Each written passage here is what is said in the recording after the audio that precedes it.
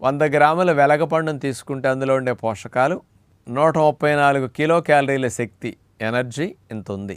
18 గ్రాముల పిండి పదార్థాలు, 7 గ్రాములు మాంసకృతులు ప్రోటీన్స్, కొవ్వులు ఫ్యాట్స్ 4 గ్రాములు, పీచు 5 గ్రాములు. మెయిన్గా ఇందులో ఒక స్పెషల్ అమైనో యాసిడ్ ట్రిప్టోపాన్ అనేది 1.5 గ్రామ్ ఉంది. చాలా ఎక్కువ మొత్తంలో ఈ అమైనో యాసిడ్ ఉందన్నమాట. మరి ఇట్లాంటి పోషకాలతో పాటు మెయిన్గా చెప్పాల్సిందండి, ఒక 40 రకాల యాంటీ ఆక్సిడెంట్స్ చాలా ఎక్కువ ఉంటాయట ఎందులో లేనట్టుగా.